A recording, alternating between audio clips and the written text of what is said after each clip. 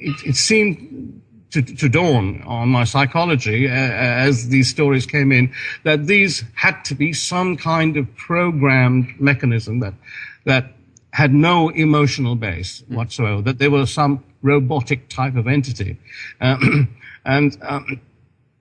They had this, no one actually reported that a sense of compassion or sympathy. And it seemed to fit that there was some kind of machine, some kind of mechanism that could function, but without resource to, shall we say, the things that we take for granted as naturally living beings.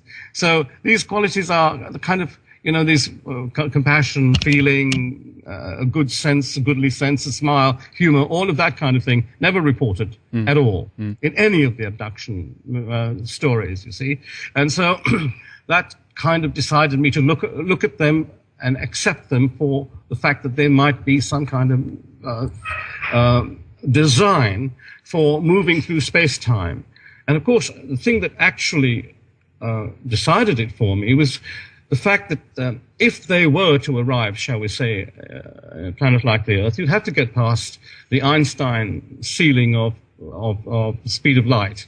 Now, to get past the speed of light, you have to have some pretty impressive technology, and of course people describe these gravity generators and gravity amplifiers and whatever.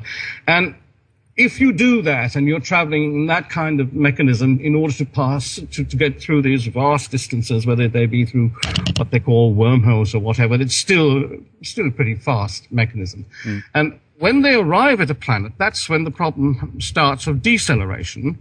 Now, you know that if we go, fastest jet fighter, what happens to the human body is a pretty nasty effect. Yes. And so, if we went into a situation where these things could move that fast, and of course from contemporary observations from pilots or whatever, move at right angles going at incredible speeds, you would be a stain on a window with the deceleration forces that you'd have to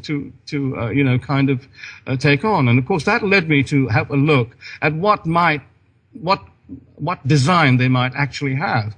And then I read reports that, Russian reports actually, that these things were a kind of grey mercury mulch with gold wires right through them when they were kind of, opened up or whatever.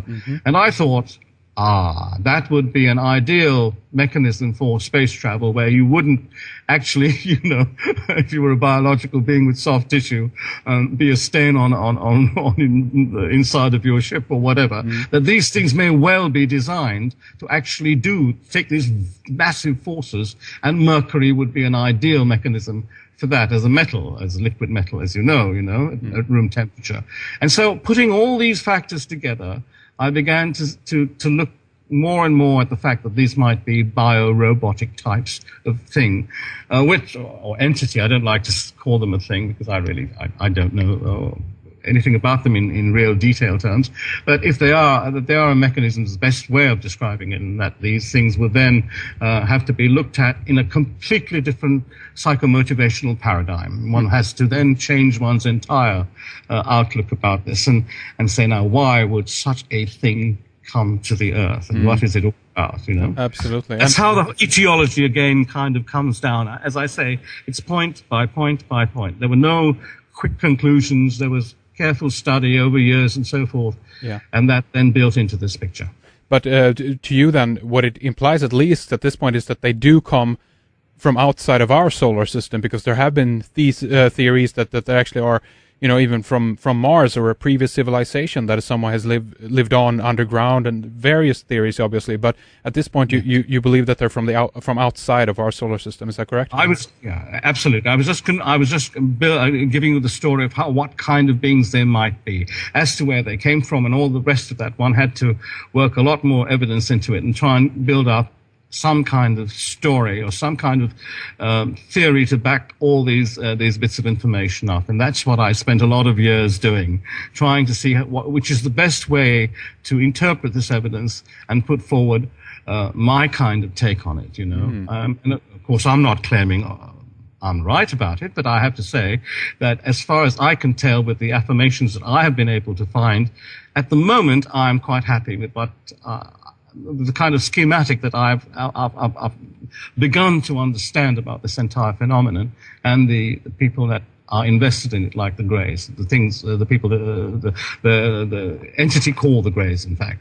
So that's the way I've come at this over the years with exhaustive private and sometimes public evidence gathering, so that I could explain, give a very good answer to my son, who was by now had grown up into a man and had seen his father chasing around all over, still waiting for his answer. By then, of course, he had his own theory and take on it, which wasn't too far away from mine, as it turned out. But nevertheless, it was wonderful to note that he was independently traveling in a parallel direction too.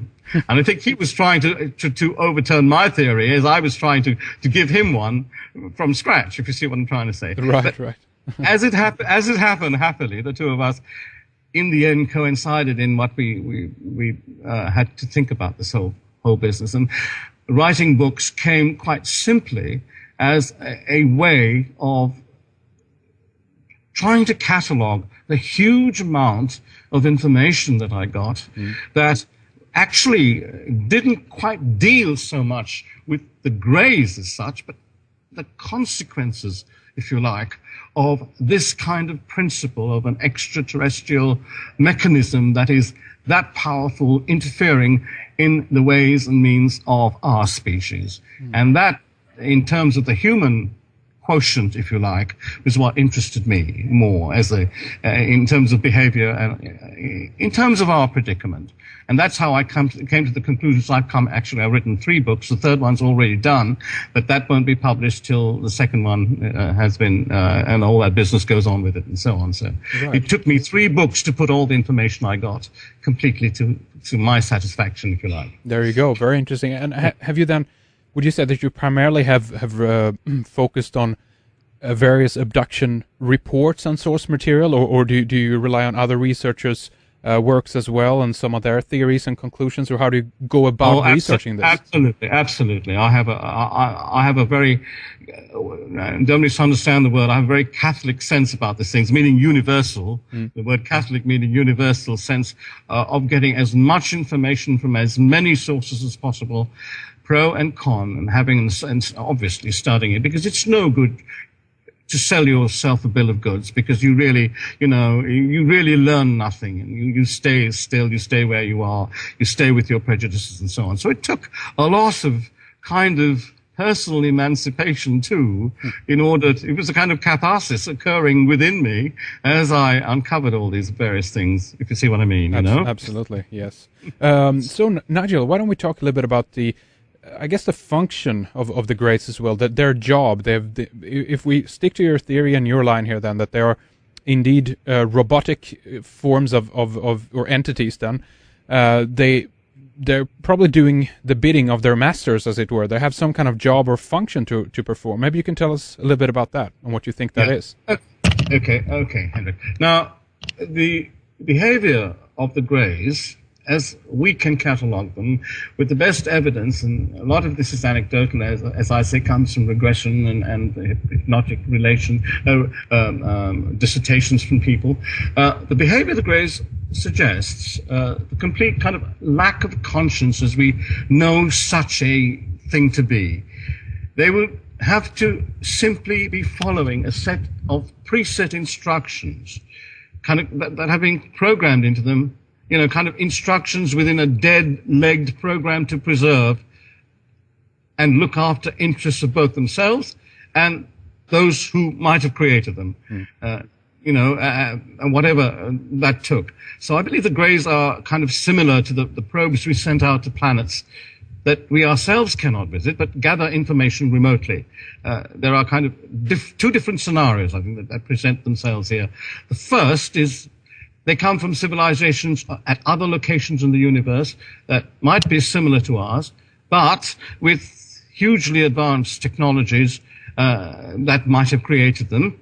And secondly, they may have been sent out in a kind of ancient past as, if you like, gophers. Now, gophers is a film word for go for this and go for that. Gophers for a different type of being altogether, a completely different type of entity than the kind of, stuff we read in space comics about extraterrestrials out there with their laser guns or whatever.